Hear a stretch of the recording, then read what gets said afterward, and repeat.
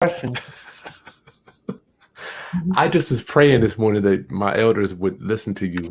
We need the elders, brother Fraser. I feel like when I meet my millennials, I think you need to bring that up. I meet my millennials, right? Go ahead, go.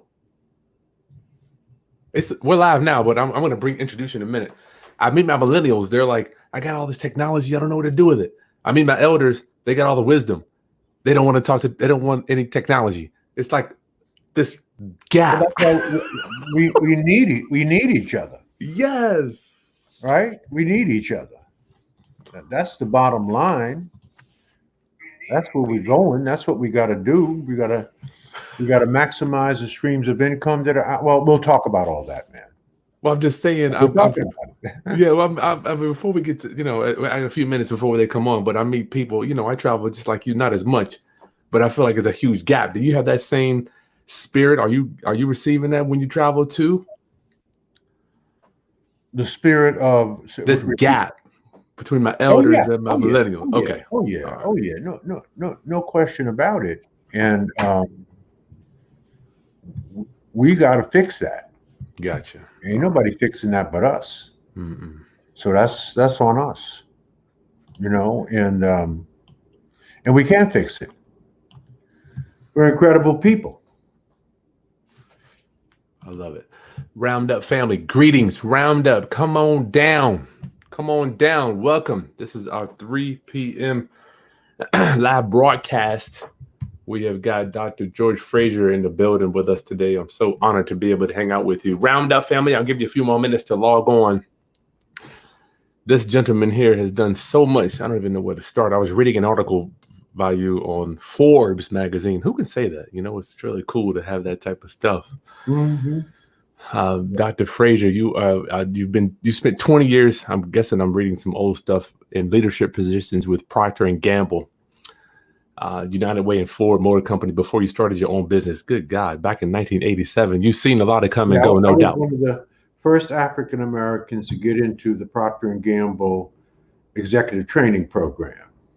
This is back right after the civil rights laws. Mm-hmm. Were enacted. They were looking for Negroes. God. And it was the same spirit in the country at that time as the spirit we have right now. White folk want to do something. Get out of here. Right.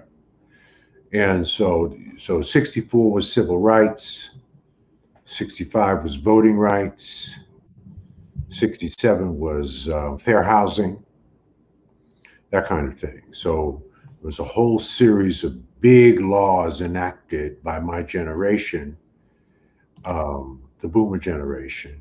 Mm-hmm. And white folks are feeling some guilt, and they were opening doors. Mm-hmm. And they were recruiting Negroes, because that's what we call ourselves back then, to come on in. Mm-hmm. Right?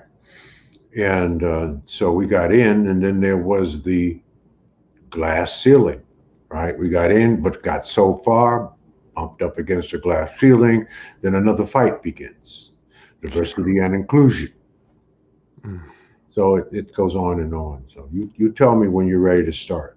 Yeah, we do it. I got some other stuff. Your introduction. You've written 6 best-selling books, including Success Runs in Our Race and Click, which you can download. Roundup. I'll put the links to his videos. I'm sorry, the links to his books in the video description below. You've been featured in several magazines. Been on the cover of 7 magazines as well. You've been in Upscale Magazine. Black Entrepreneur names you Black America's #1 networker. I love your networking tips and tricks. It's just really cool the way you lay it down. Your final act is what excites me the most. You want to use your massive network to influence, to join the fight for financial literacy in Black America. That's where we're at. I love it. Roundup family, thank you. This is Kris Haskins with therealestateroundup.com. My mission and ministry is to raise your financial literacy through real estate investing and entrepreneurship. I've already done this introduction. So, brother, Dr. George Fraser, welcome to the Roundup Network. How you doing, friend? Well, I am doing awesome, my brother. Good to see you. Good to see you and good to be with you. And I love this connection between the younger generation and the elders. I'm an elder at 75 years old. I've been in service to Black people for 40 years. I'm a race man, right? And a race man or a race woman is someone that has invested and has committed their time, talent, and treasure to the investment and upliftment of his own people first. Nice. Right? Black first, right? We do everything we can to uplift our own people first. So that the message that's subconsciously programmed in my mind on everything that I do, Kris, I ask myself this question in the quiet of my own mind: is what I'm about to do good for my people? Is what I'm about to do good for my people? I know it may be good for me, but is it good for my people? Wow. Right? So if I was selling cocaine, and I don't, it might be good for me, but it ain't good for my people. Therefore, you should not be doing it. Right?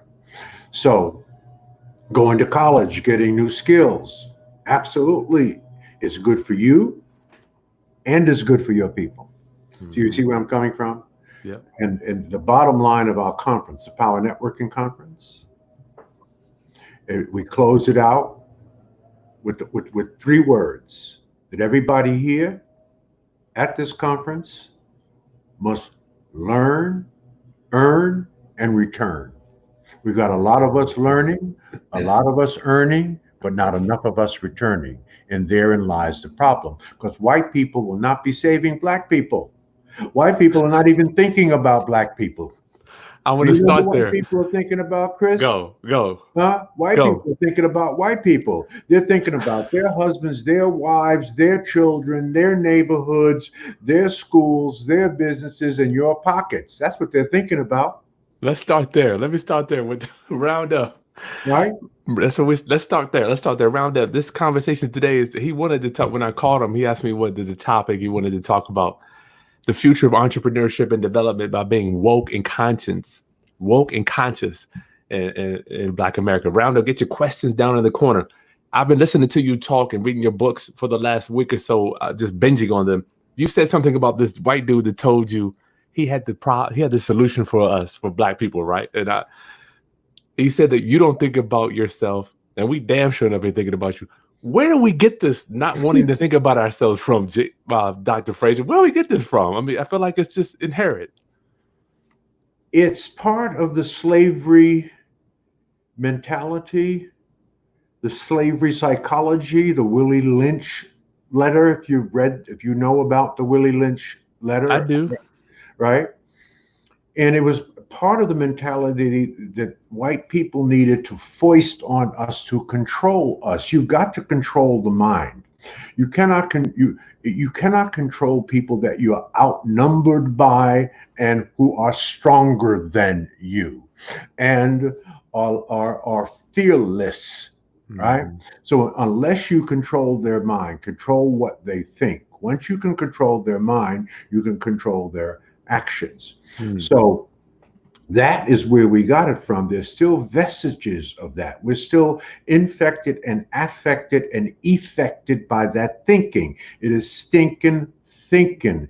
And this is what we mean by young brothers and sisters, or any brother or sister that is not woke or conscious, right? Let's see what right? that help. Now, what is woke? Woke means that you have awakened from a dream, because in order to fulfill a dream, what in the hell do you have to do? You got to wake up. You cannot fulfill that dream in the dream. You got to wake up and do it, because everything you want in life is on the other side of hard, right? So now you got to work the dream. That's wokeness. You are awake and you know what work you must do in order to achieve what you must achieve. You're conscious because you understand who you are. You understand that you are the children of the slaves that would not die, that you have the genetic encoding of the great kings and queens of Africa, that you were building pyramids and solving complex engineering problems when other cultures were living in caves eating each other. Good Lord. And in spite of the fact that America kept its foot on our throat for 350 years, we overcame that and we rose like the phoenix. So if everything happens for a reason and serves us in some special way, and we will never understand the reason looking forward, and we will only understand it looking backwards, if in fact that's the truth, which is emblematic in the Sankofa bird in Africa, which is a bird flying forward while looking backwards. If in fact that is true, maybe Black people, maybe Africans were not brought here. Maybe we were sent here. Do you believe that God would put his weakest people here to do his toughest job? I don't think so. How could America, who could morally, spiritually, and biblically justify the kidnapping, raping, and pillaging of another two people, natives already in America and Africans brought to America, have any moral or spiritual grounding? And perhaps had God not sent Africans here, America might have self-destructed by now. That's how awesome and powerful we are, except you don't know that. And therein lies your problem, young people. Get woke and get conscious. Learn your ancient history and your modern history. And understand that the modern history, the 400 years that we have been here, that's modern Black history. But there's 8,000 years of history of Black people, of African people. No, white people did not come to Africa, pull us from trees, eating bananas. That's total bullshit. If you understand your history, go to Egypt, go to Cairo. You want to understand your history, go through the pyramids of Giza, walk through the Valley of the Kings, look at the paintings on the walls from 6,000 years before Christ. And you will see Black people. It was Africans. It was never, by the way, Egypt. And by the way, Egypt is in Africa. It is not in the Middle East. Let's get that clear. Okay. Secondly, it was called Kemet for 5,000 years. It was renamed by the Greeks when they conquered it about several hundred years before Christ. Right?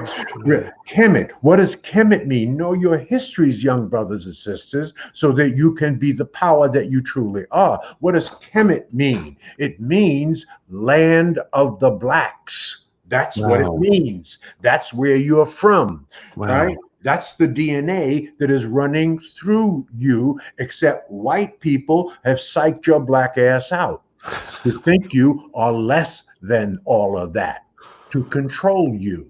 They stole our history and they stole our people.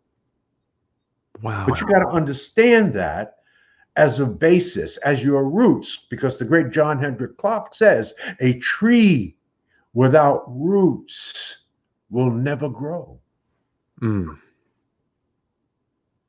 Now, I want to say the next thing and still be loved to my young brothers and sisters as an elder. We are all drinking from wells that we did not dig, that we are standing on the shoulders of giants. As you heard me say earlier, we have the genetic encoding of the great kings and queens of Africa, building pyramids and solving complex engineering problems when Caucasians were living in caves. This is truth. Look it up. It's biological and anthropological truth. White people were living in caves when we were building pyramids. Unbelievable. All right? This is truth. This is not hype. This is not bullshit. This is not fiction. This is fact. Look it up. Google it. You use social media, Google it. Now, have you ever heard of Anthony Browder? One of the greatest Black Egyptologists in the world today. I've heard you mention him. Google Anthony Browder. I'm writing his name down right now. Read his books, please. It will give you a whole different perspective on who you are. So it begins with that. Now, go ahead. shoulders of giants, as I said that. So the question that we have to ask ourselves is, are we worthy of those legacies? Are we worthy of that? The first legacy, the legacy of our fight for freedom, took 254 years, actually, from 1619 to 1864, 250 years or so, to achieve the first legacy of freedom. And we read about the brothers and sisters, Harriet Tubman, Frederick Douglass, you name them. There are movies made about them. There are books written about them. These are the people that fought and died for our freedom. That took 250 years. That's a hell of a legacy. The next legacy took 100 years. And it was from 1864 to 1964. When for 100 years, 5 generations, with the baby boomer generation, my generation being the last of those generations, I'm the oldest baby boomer at 75, the youngest baby boomer is 55. We fought and died for what? Civil rights, voting rights, public access, and fair housing. It took us 100 years to get it. And you're reading about Du Bois, Marcus Garvey, and all of the people that participated in that fight. Dr. King, Malcolm X, all of those people are gone, but there are history books and movies being made about them. That's the second major legacy of our people. We are the last generation to participate in that legacy. Oh, man. So the question now becomes, my young brothers and sisters who I love, and I have children your age, 2 sons, as a matter of fact. What will be your legacy? What will our children's children be saying about you, Generation X, Y, Z, and Generation Alpha, children of the millennials? That's what they're named. God. What will our children's children, 150, 200 years from now, be saying about you? It can't just be about money. What will be your legacy? Will it be Black Lives Matter? That's good. Will it be hip hop culture? Well, our legacy is jazz, R&B, blues. We got Lil Wayne. We could name 2 or 3 other musics. That's the legacy of our generation. Oh my God. Right now, the legacy of your musical contribution is hip hop. And we're going to put a pin in that, and I'll unpack that discussion in a moment. You got to be gentle with that one, please. All right. All right. You got me tearing up, man. What I love about your generations is that you are unapologetically Black. I love that. We were not. My generation, baby boomers, no, we were trying to be white. It was only so that we could get jobs, so that we could be accepted by the white man, so that we could get the executive jobs, and we could climb the corporate ladder. So we had to speak standard English. We had to dress Ivy League, white shirt, tie. We were trying to be white to fit in, to get jobs, to feed our families, so that we could live in neighborhoods where our children could get decent educations. And they still didn't want us to live in those neighborhoods. We left the hood. Not because we didn't want to be around our people, but we wanted to educate our children. We understood that the education in the hood was not of any quality that could allow our children to rise to higher education. So we moved away to get basic education for our children so they could go on to Morehouse, Spelman, Hampton, you name it. And then some of us went back. I went back after I left. With my 2 sons, I went back and started 2 inner city charter schools 17 years ago, educating 300 young Black brothers and sisters, 60% boys. The only students we take in our charter school, and it's right in the hood, are the kids that dropped out and the kids who were thrown out. Then we take those kids and we send them to college. So that's what we're doing, right? So that's what we're doing. And I'm still trying to figure out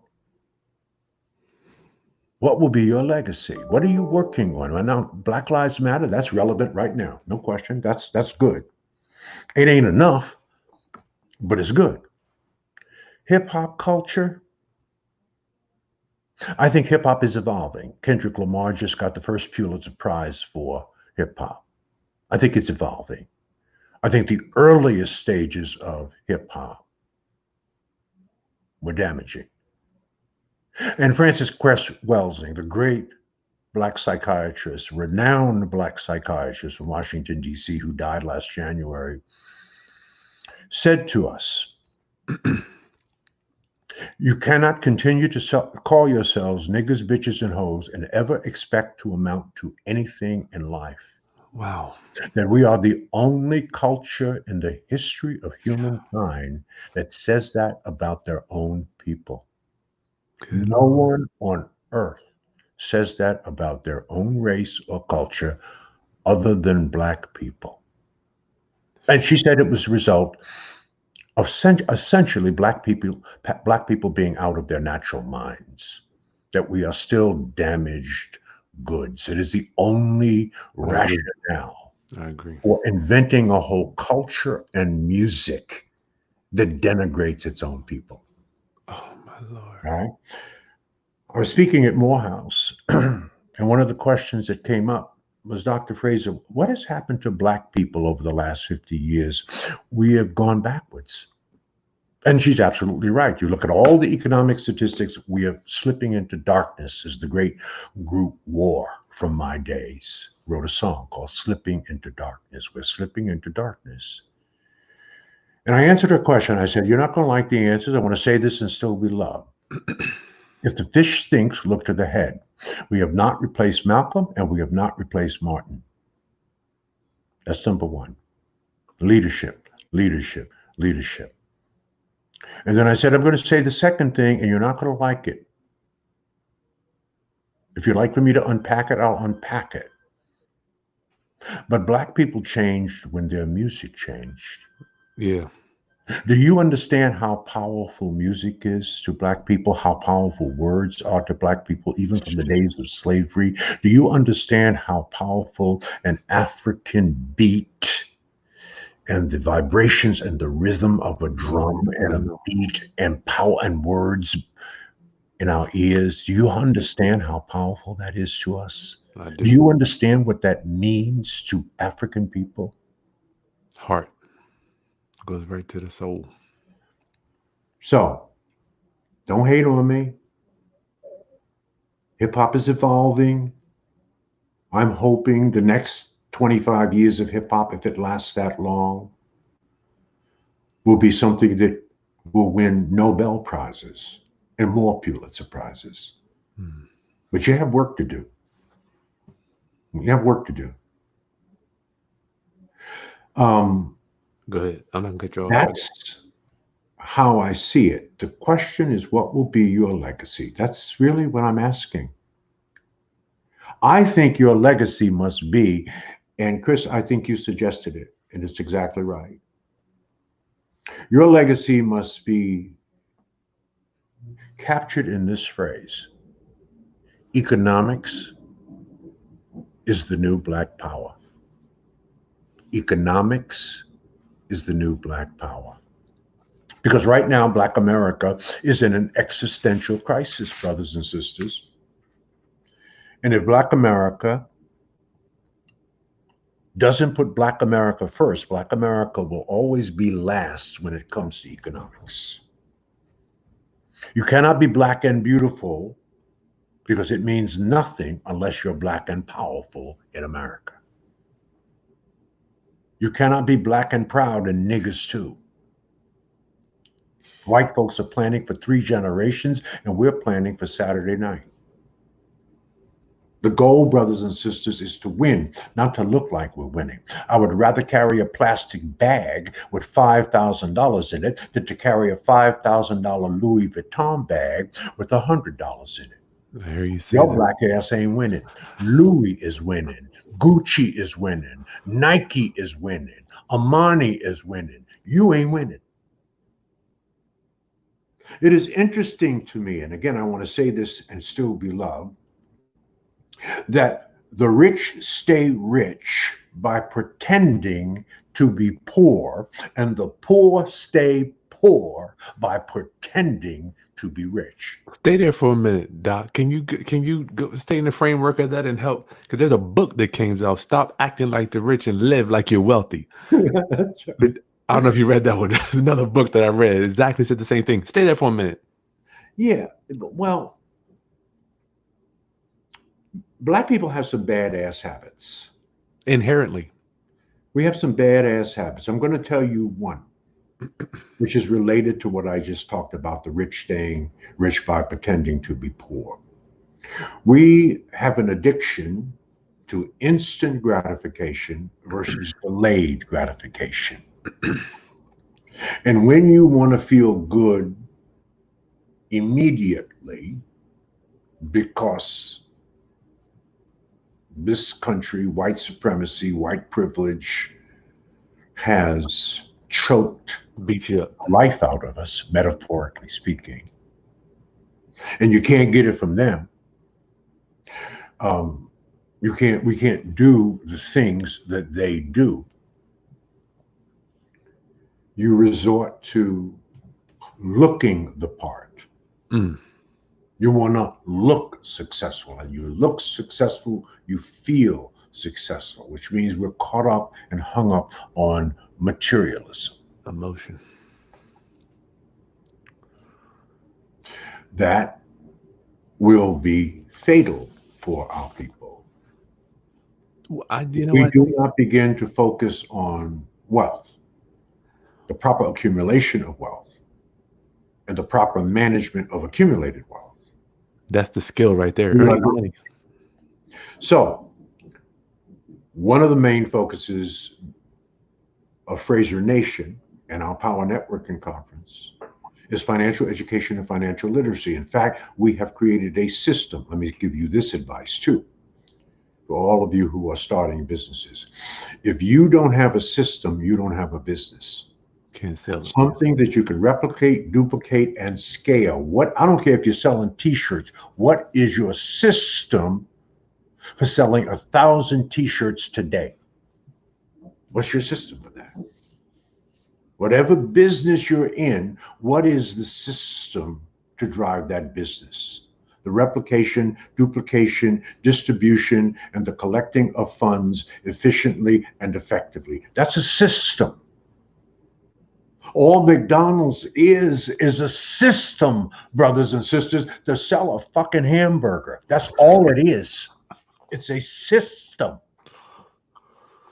All Popeye chicken is, because they know exactly the kind of chicken black people like, is a system to make a chicken sandwich that they can sell $40 million worth of those sandwiches in a day to black people. Good God. You need a system for that. Are you developing systems? Are you using technology and social media for your system? We started and birthed a nation at our Power Networking Conference, a virtual nation, using a system. Hold on, I want to show you something. Do I have it here? Hold on. Go ahead. Roundup. I'm going to reintroduce you. Roundup. We have Dr. George Fraser here on the Roundup Network. Please get your questions in the chat box or in the video description. Best-selling author, entrepreneur, man, has the Power Networking Conference coming up. I will be there, and he's going to have some goodies for us later on. I'm hoping that he's going to drop something on us here too. Yeah. Get your questions in for Dr. Fraser, y'all. Yeah, questions. And again, I'm not trying to be offensive. I'm just trying to keep it real. Please do. I need it. Now, we talked about Fraser Nation. I talked about building a system. This is the brochure, and I can send this to you electronically, Okay. for Fraser Nation. Everybody, the 2,000 people that were at the conference, everybody left with this brochure. So inside of this brochure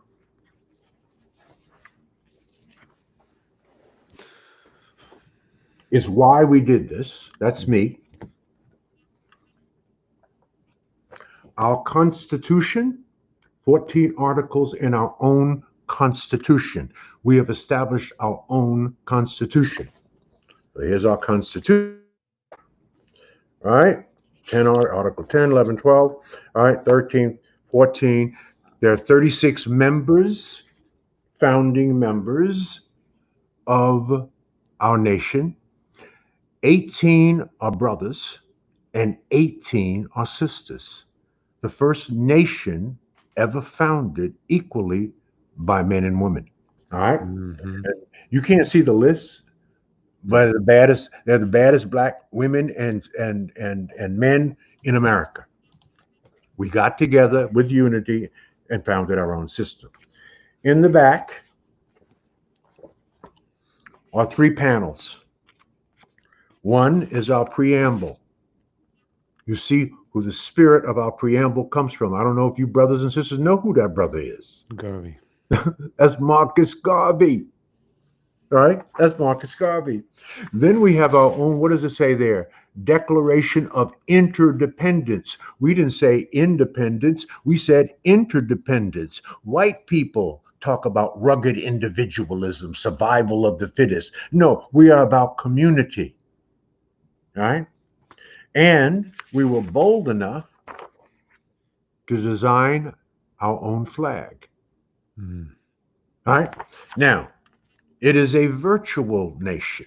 That's what it is. It's a virtual nation. It's in the cloud. So let me school you on that in case nobody has told you. You have no idea, no concept whatsoever of what the internet and the World Wide Web and the cloud will look like 40 years from now.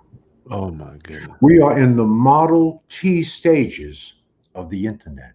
Mm-hmm. Henry Ford built his 4th Model T. It took him 21 years, right?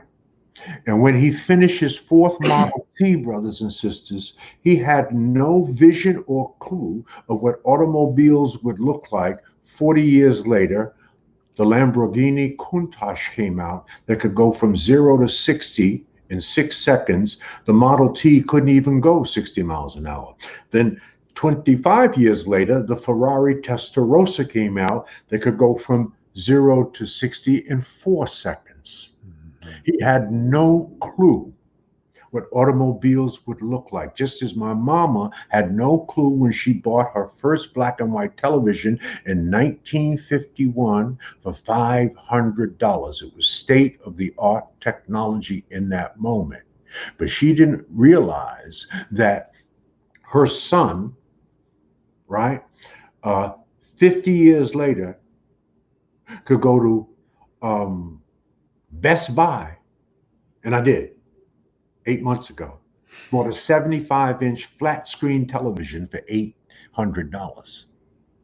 Right? Gracious. Mama had no clue that that's where television was going. You have no clue where the internet, the cloud, and the World Wide Web is going when you consider virtual reality, augmented reality, and 20G. We're launching 5G now. Yeah. What will 20G look like? So don't tell me we cannot build a Pan-African nation in the cloud and link up and connect up everybody. And with the push of a button, just like you buy something on Amazon, you will have access to the human and intellectual capital of the baddest brothers and sisters in the Pan-African diaspora. Gotcha. That's where we're going. Wow. That's what we're thinking about. So let me ask you, young brothers and sisters, what you doing? That How you throwing down? Thank you for Black Lives Matter. That's important. Hip hop culture. I think it will end up being important. That's good. Now what you doing? My mama taught me many years ago, what you do speaks so loudly I can't hear what you say.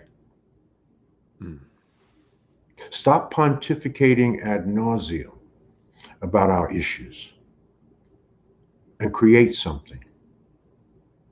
Start a business, build a business, organize yourselves, get with your crew, introduce me to your 5 closest friends, and that will tell me who you are. As you know, and as they know, you go. Right? Don't spend major time with minor people. People going nowhere want you to go nowhere with them. People doing nothing want you to do nothing with them. If you want to change your life, change your relationships. If you are not where you want to be in life, it's because you do not have the right people in your life. Don't get it twisted. The stool of life has 3 legs on it. Let me repeat that. The stool of life has 3 legs on it. The first leg on the stool of life is education. That you must get as much education and as much skills as you can acquire. That's the first leg on the stool of life.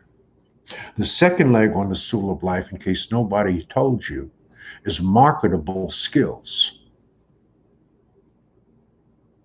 If you're only making $10 an hour, you're only worth $10 an hour, because the marketplace will determine how much you are paid.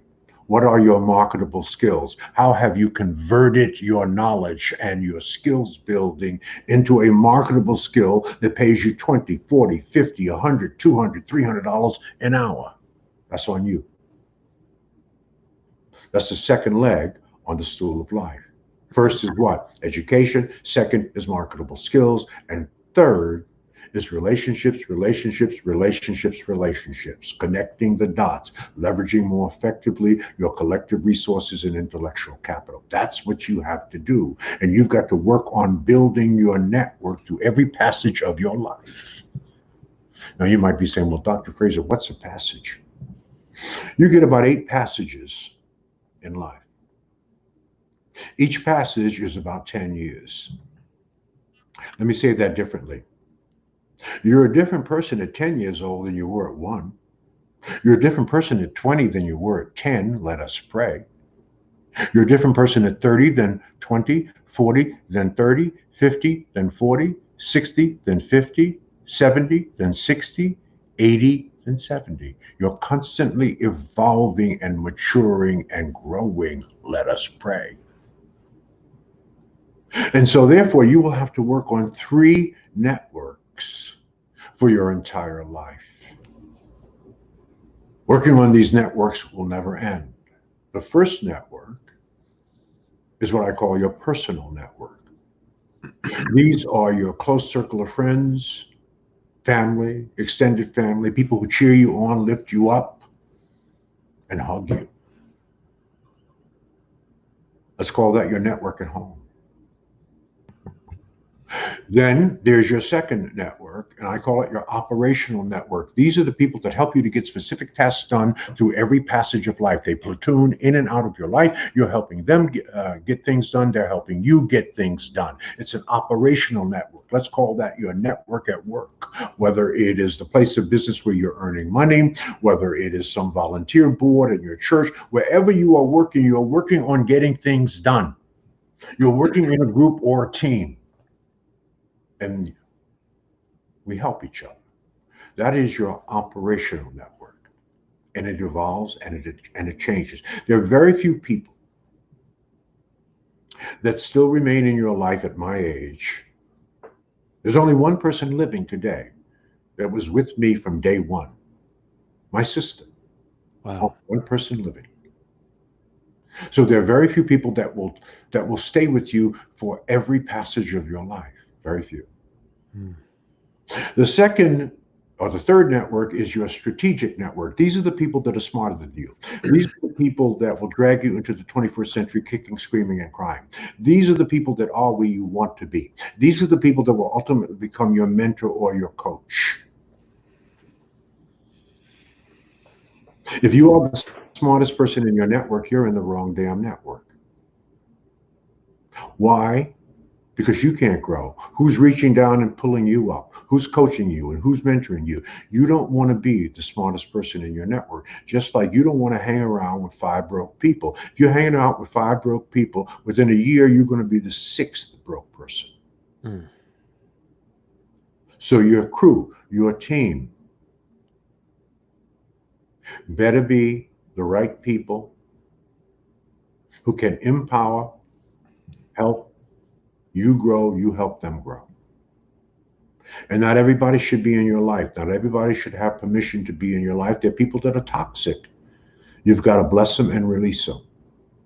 This is very easy to say, very difficult to do. Why is it difficult to remove toxic people from your life? People who drain you of your time, talent, and treasure. People who drive you fucking crazy. Why is this difficult?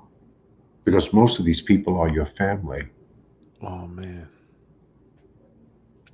And the blood that binds you is difficult to separate out from your blood. But you better do it. You better do it. Most of these people are your family and what you consider to be your close friends. You must remove toxic people and bloodsuckers from your life. Right? Also, at the end of the day, most of us are going to be in business, some form of business. Even if it's a not-for-profit, it's still a business. Even if you work in a church. By the way, the Black church is the biggest business in the Black community. There are 85,000 Black churches in America. It's the biggest business in the community. So everything is basically a business. So why is this relationship thing so important? Because business is about relationships. Without relationships, you have no business. Without relationships, you have no business being in business. In fact, the business you're really in is in the business of building relationships. That's the business you're in. People. And the better you are at that, the higher your emotional intelligence is. As you get older and wiser, you're going to ultimately find out that your EQ, your emotional intelligence, will be more important than your IQ. Can you get along and work with and through other people? Because you're not going to get it done of any significance on your own by yourself in a vacuum. Now, I didn't make this up. This is biblical. One of my favorite quotes comes out of the Bible. John 5:30. It's a direct quote from Jesus Christ. You know, there are 800,000 words in the Bible, and only about 1,100 of those words are direct quotes from Jesus Christ. John 5:30, and Jesus said, I of my own self can do nothing. Now, this was Jesus, the Son of God. He couldn't get it done on his own by himself in a vacuum. So what's up with you? Why would you think you could do anything significant, anything worth talking about on your own by yourself in a vacuum? Jesus had to have 12 disciples and one turned on him. Judas turned on him. That left 11. There's a magical formula and number in 11. So who's in your crew? You're not looking for relationships where 1 + 1 makes 2. Screw that. You're looking for relationships where 1 + 1 makes 11. Synergy, exponential growth. 11 representing the 11 disciples that assisted Christ, who only lived to his early 30s. But it was through his 11 disciples that carried on his work, wrote about his work, and changed the entire world. So that loner thing, it's all bullshit. It's a trick. If you a loner, I'm praying for you. Because you ain't going to get shit done worth talking about. It will all be done with and through other people.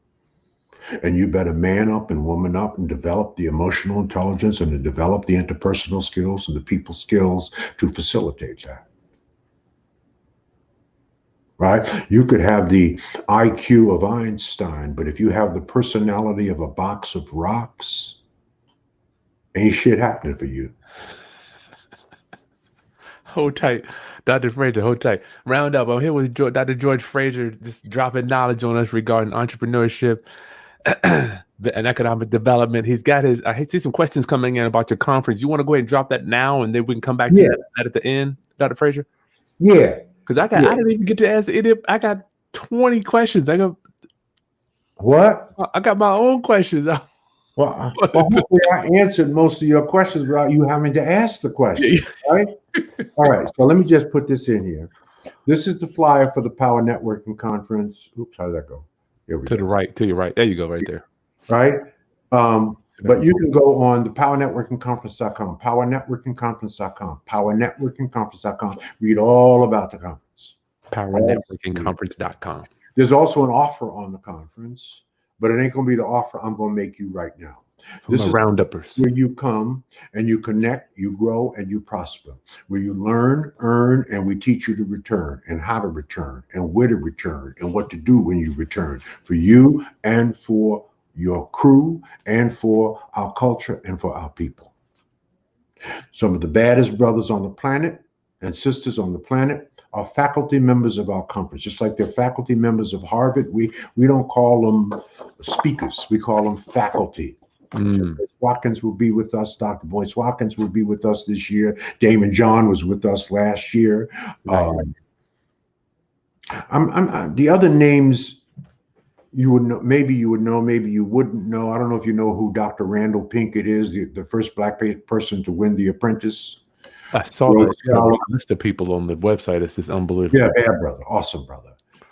And you're not going to know who this person is, but you should know who this person is. Dr. Julius Garvey, 86 years old, will be given the first International Marcus Garvey Award at the Power Networking Conference. Dr. Julius Garvey is the son of Marcus Garvey. Wow.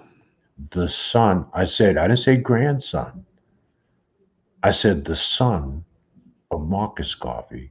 Wow. The greatest Black leader in the history of the world. I just spent 2 weeks in Africa with Dr. Marcus Garvey, and he is, and his father is the most celebrated man in Africa. Everywhere you go in Africa, they honor Marcus Garvey. And because Dr. Julius Garvey was with us, we got into places we would have never gotten into. I bet. Come and meet the son of Marcus Garvey. Wow. Don't fall too far from the tree. So conference is October the 14th through the 17th in Houston, Texas. October the 14th through the 17th in Houston, Texas. One adult registration is $1,500. We sell out every year. If you met one person that could help change the trajectory of your life, would that be worth $1,500? The answer would be hell to the yes. You'll meet more than one. Your life will change. Guaranteed. Now, we encourage you to bring a young person with you. We call them college age. 17 to 25. Because our young people, college age kids, need to be sitting at the feet of masters, need to sit beside us. So a student registration is $800. So a student registration and one adult registration is $2,300. We're going to take $1,800 off of that and give it to you for $499, $499 instead of $2,300.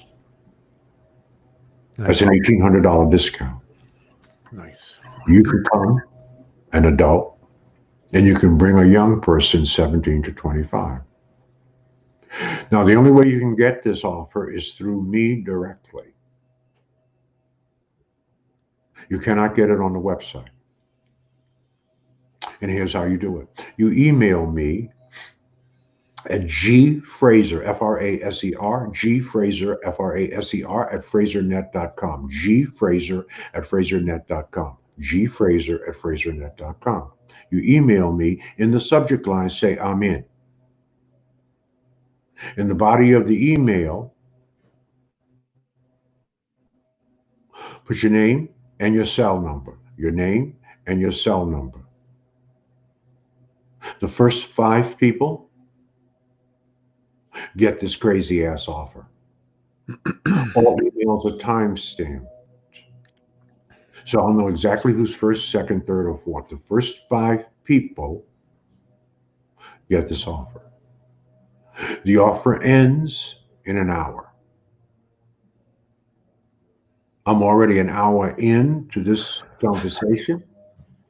I was scheduled for an hour. What I said to you is really just an hors d'oeuvre. I've got 1 million published words and 6 best-selling books. If you want a full menu, a full buffet, a full meal, come to the conference. That was just a drop in the bucket. Mm. Come and learn, earn, and learn how to return. Come and connect, grow, and prosper. You'll love it. I promise you. Again, I don't mean to sound arrogant. I am not an arrogant brother. Anybody who knows me and talks about me will tell you. But I'm passionate about what I know as an elder and what I believe in and what I'm doing. I want you to be a part of that. Thank you so much, Dr. Fraser, for giving that to my roundup homies. Y'all, you got his email right there. Send him the email and he'll get you hooked up for that conference. I'm already going. I'm slated to go. So I wouldn't miss it for the world. Mm-hmm. We got 2 already. Dr. Fraser. Yes, sir. I could listen to you talk all day. I had a friend come to me and said, well, we got Tom Cruise and these major people of other races doing well, building all types of stuff around the country. Why is it that when we do something, we have to go reach back and think about our community? The man told me this, and I'm not saying that I was doing this my whole life. Who said this? Just one of my friends came up to me. He's Okay. like, man, why the hell do I got to go back and worry about other people? Why I always got to go and worry about my people? Why can't I just go out there and be successful? I just want to know your perspective on that, just to help us understand. Because it is the most morally grounded and spiritually rooted thing that we can do. Your people helped you. You got a mama, you got a daddy, you got an extended family. They helped you. There is no culture on earth that does not understand that or think like that. Ask our Jewish brothers and sisters. In fact, if you are a Jew of means, and you do not give back to Jewish causes and Jewish issues, you are socially isolated and ostracized by the Jewish community. You're out. Don't even come to the synagogue. You have a moral responsibility to give back to your own people. How in the hell you think you got to where you are? Do you know how many people, black people, died for you to be where you are? Are you kidding me? And you don't get that? I wish I would have had that when he told me this. Right. That is an insult to black people. This is basic with any culture on earth. The Africans who come here, there are 50,000 Nigerians in Houston. They send back over $25 billion a year to their people in Nigeria. And they're living here. What are you talking about? I don't even understand the question. Golly. That's fundamental. Well, you were mentioning in one of your videos about just changing your mindset just a little bit when you went to buy that car and you asked the dealer about, did you have a certain type of a salesman? It literally helped me. I was talking to my wife. I'm like, man, that is just a little change we can all do to move forward our community. That was amazing. Where did you get that from? My parents. See, look, my parents, So let me say that simply. I get questions all the time. Dr. Fraser, I want to be like you, or what can I do? Dr. Fraser, what do you think I can do? How can I help you? This is what they say. I said, brother, it's simple. Sister, it's simple. Just model the behavior that you expect from your people, especially those closest to you. Model the behavior.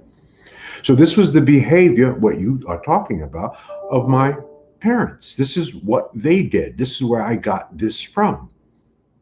They modeled they didn't just talk about it, they actually did it. And I went with them when they did it. Wow. And then what did I do? I carried it on with my family. And what are my sons doing? The same thing.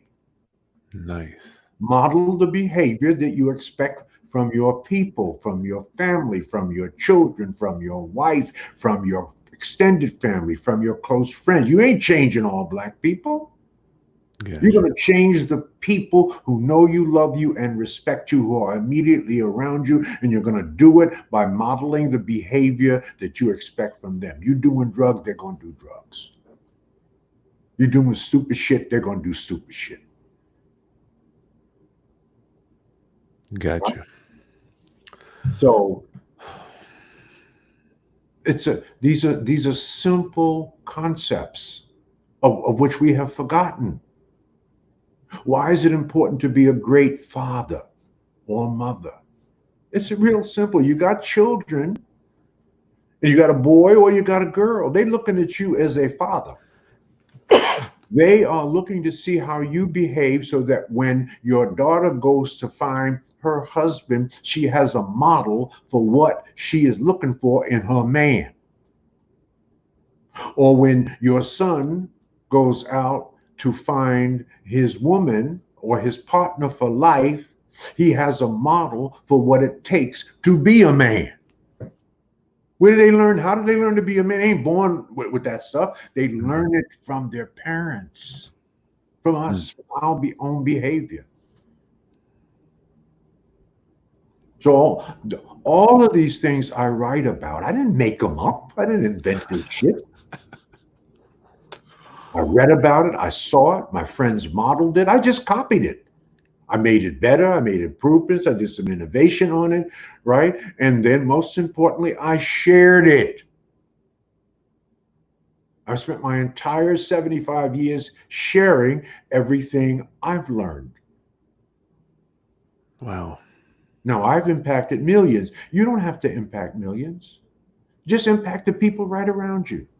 If everybody did that, we would change the whole thing. Nice. Nice. Roundup, go ahead and send that email to Dr. Fraser if you want to join us at the next Power Networking Conference. I forget, what's the special again, Doc, so they know what they're getting? It's a $2,300 package that allows one adult and one college-age student, 17 to 25. Reduced to $499, $1,800 off. Thanks, Doc. Good for 1 hour, and it's good for the first 5 people. Thank you. Now, I might go, because I think we're already over that number. Oh, right? My Lord. Pops up on the screen, right? So just do your thing, and I'll show you some love. All right, yeah. My Roundup family, they are, I mean, these guys, my mission is to raise their financial literacy. I got to be honest with you, this whole being woke and conscious thing, I want to be transparent. New to me. You know, so I'm just like, thank you for paving the way for the young brothers. I had no idea that this stuff even existed. Is there a pressing question or two from your audience? I love your audience, man. It's beautiful. Yeah, I mean, I got a million of them. Doc, I'm just like, it's been an hour. I haven't even. I mean, this dude. I am so sorry.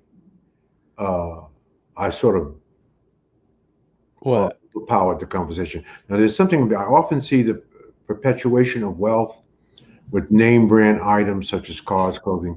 is not winning. That's right. You're right. Many of these have no liquid cash or high credit scores. How do we educate our people? Boy, that's a wonderful question. Bay Area real estate today is what. We got to get you back on here, Doc. I mean, I can't even scroll down the questions. I could just click all. I mean, Yeah. I got so many of them. Well, we have created a system. It's called the WINS Wealth Building Centers and Curriculum. We're installing this system in historically Black churches because we believe that we are the most financially illiterate people on earth. All right. So everything begins with education, right? And every nation has an educational platform, Chris, right? What is our educational platform? Financial literacy, helping us understand the 4 pillars for the intergenerational transfer of wealth so that we can fulfill our biblical teaching, Proverbs 13:22, that a good man leaves an inheritance for his children's children. A good man leaves an inheritance for his children's children. There was a front page article in USA Today about Black baby boomers and their money. And what did they say? That Black baby boomers will be the first generation of Africans in America to raise another generation of Africans in America that will not do better than them. We need our asses kicked. We are the only generation to raise another generation that will be worse off. No, your generations, right? Generations X, Y, and Z cannot do that. You've got to change the game. We got civil rights, voting rights, and public access and fair housing laws passed, but we did not do right by our money because we did not learn the right things. So we now have to focus on financial literacy and financial education in a systemic way. That is the big movement that we are implementing and executing with WINS Wealth Building Centers. There are 85,000 Black churches. About 10,000 of them have wealth ministries. We will be installing the WINS Wealth Building Center and Curriculum. We've already begun the process. And first with the mega churches, there are about 60,000 congregants that have available to them our WINS Wealth Building Center and Curriculum and the weekly programs that are in the church that are free for our people. Doc, I'm at my hour now. Do we have any more time, or what do we have? I don't know. Go if there's another pressing question. No, I gotta read out. I want to ask. I'm gonna have to just pay for someone doing more time. I got so many questions to ask you.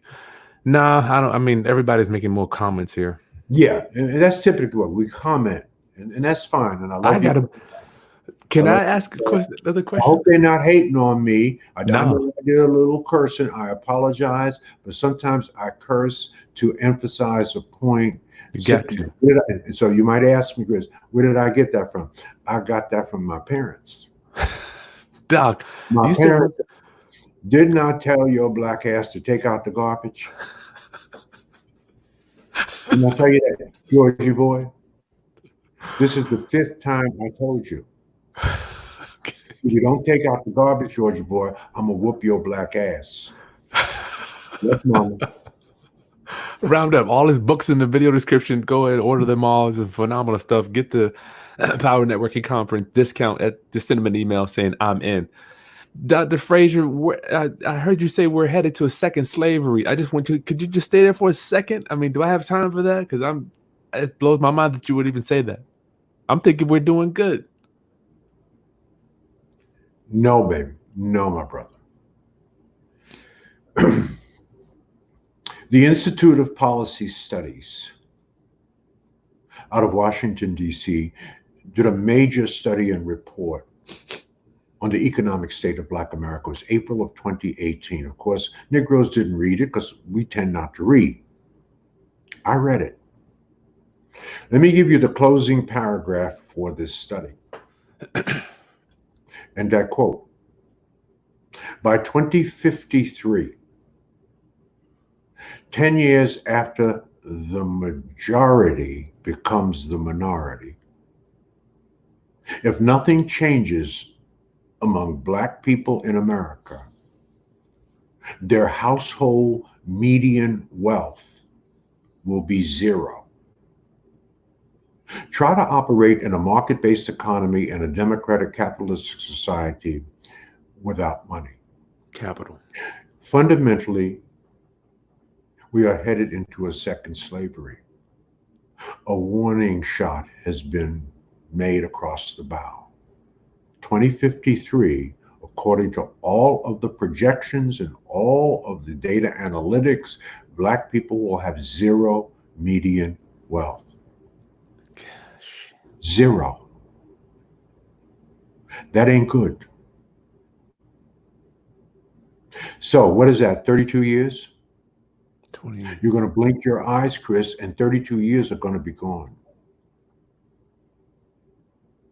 We need to fix this. White people will not be fixing it. We need to fix it. Okay. Right. There are any number of ways. We teach it in our conference. We teach the 4 pillars for the intergenerational transfer of wealth, which is the proper management of accumulated wealth, real estate, business ownership, and proper insurance. That 60% of all wealth is transferred through strategic and tactical placement of proper insurance, tax-free. Tax-free, brothers and sisters. That's what we do. Tax-free. Yeah. Self-directed Roth IRAs. Right. So we can unpack that for you at the conference and how that looks, because we have a huge emphasis on economic development and wealth creation. That's what we talk only about 2 subjects at the conference: business and money, business and money, business and money. That's what we talk about. Ain't nothing else to talk about. Business and money, business and money. The third thing we talk about is wellness. Health. Psychological wellness and physical wellness, because they're related. We are out of our natural minds. We are still suffering from stress, post-slavery disorder syndrome. Yeah. I just heard about that one too, Doc. Yeah. So join us. You're going to love it. All right, Roundup family. I had him for an hour. Final thoughts. Dr. Fraser, for someone that's a new entrepreneur, my emphasis is on real estate, but real estate is just another product, just another business. So you don't have to necessarily start out in real estate. What would you say for the new entrepreneur that's getting started and we'll let you get out of here? Roundup, send them the email if you want to come to the conference. His book's in the video description. So I would seriously, I was going to look for something here. Put this out on. I got a bunch of paper here. There should not be a Negro in America with a single stream of income. I heard you say that before. Why do you say that, Doc? Well, this pandemic has proven me out. Right? One of the things we help you do at the Power Networking Conference, sorry, I dropped something, is develop multiple streams of income. You should be doubling your streams of income every single year. So if you come to the Power Networking Conference with a single stream of income, we help you make it 2 streams of income. If you come with 2, we help you make it 4.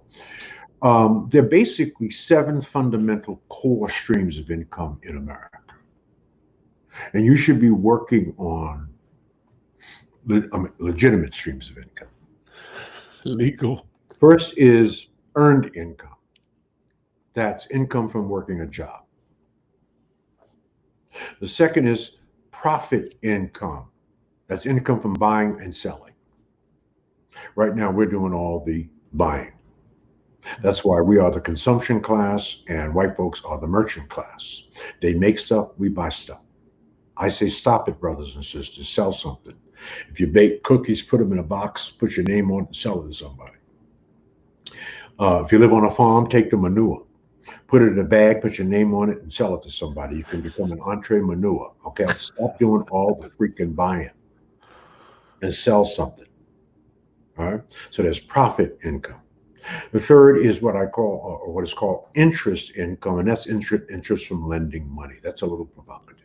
One of my favorite. Fourth is a dividend income, and that is income from owning stocks, bonds, mutual funds, cryptocurrency, et cetera, et cetera. I'm getting involved myself personally. It's something new, something I've been hesitating to get involved in, something I've been doing some researches on crypto.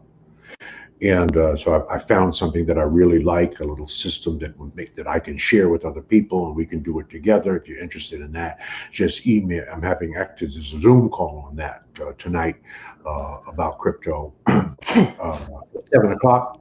Just email me at gfraser@frasernet.com. I'll send you the link to the Zoom call on a crypto play that I'm making. It's really kind of cool, and I'll send you some information about it. So that's dividend income. The fifth is rental income. This is where I made my first $1 million in the 70s, buying and renting 2 and 3 family homes. I bought a whole block, 2 and 3 family homes. There was a neighborhood in Cleveland called the Buckeye area. It was all white before black people started seeping in. Those white folks wanted to get the hell out of there. So they were selling their homes for pennies on the dollar. I bought 8 homes, 2 and 3 family homes, all in a row. They were in pristine condition. I kept them for 15 years, accelerated the depreciation, and I don't even want to tell you what I sold them for, let alone the tax savings, let alone the income accrued from all those doors. Real estate. Over 15 years. Real estate. So real estate or rental income. The third is capital gains, and that's assets from increasing value, right? Assets, capital gains, right? Real estate increases in value, right? Louis Vuitton bag doesn't, right? There's certain cars, very few, that might increase in value, but overall, the moment you drive a car out off the parking lot, it depreciates. If you turned around and try to sell them the same car back that you just bought 15 minutes ago, it would have a depreciated value on it, right? Sobering. So that's capital gains, and the final one is royalty income, which I'm big on, and that's income from people using your ideas, your books, your writings, your songs, whatever. Is royalty income? Did you categorize that in doing it once, Doc? Well, yeah, that's mailbox money. Gotcha. Same category. I've written 6 best-selling books. I'm still getting royalty checks. I wrote those books 26 and 27 years ago, but they still sell on Amazon. You can still go on Amazon and get Success Runs in Our Race, right? 26 years later, still sell 10,000 copies a year. I get a royalty check every year. Doing it royalty once. income. Doing it once. So of those 7, I have 6. How many do you have? So that's my advice. Expand your streams of income. Gotcha. Right? And this pandemic should be a good lesson. Any brother or sister in this pandemic with just a job, you're in trouble. So that's my story. I'm sticking to it. All right. Round up, send Dr. Fraser an email. You've got it right there, gfraser@frasernet.com. If you can't see it, put I'm in the subject line. What do they need to give you? Name, address, name and cell number. Name and cell number. You get in touch with them. Give me your stupid discount on the conference. Well, that's all I got for you, Dr. Fraser. I appreciate you, man. Love you. Keep doing it. I'd love to come back. Have me back when you get it. When you get a minute. Yep. We'll go from there. Well, we got 70 people on here now listening to you, man. It's just been an honor hanging out with you, my brother. Well, oh man, this is. Well, you're the prototype. You're the prototype, man. And this is what young brothers and sisters ought to be doing. What you're doing, reaching out to the elders, getting the advice, counsel, right? Showing up, right? This is why we encourage that young people come to the conference, because we have conversations between the elders and young people. That's missing. Big time. Okay? We ain't just old people. Now, there is a difference between old people and elders. Break that down. Not old. They didn't do nothing. They didn't make any contribution to their people. They have not They have not focused on increasing the value of their own lives. They're just old. The elders are the ones that have done things, that are executing, that are doing, that are learning, that are reading, that are growing, that are experiencing things. And they bring that knowledge back to young people. You should not have to start where I started. That's not the point. Okay. We can go on forever and ever. All right. Round up. Make sure you subscribe to the channel. Share this content for anybody you think that would possibly benefit from hearing this and helping them to become woke and conscious. Dr. Fraser's mission, I can see, really helping people around the country, my friend. And hit the thumbs up so for optimization purposes. And we'll see you soon. Bye, everybody.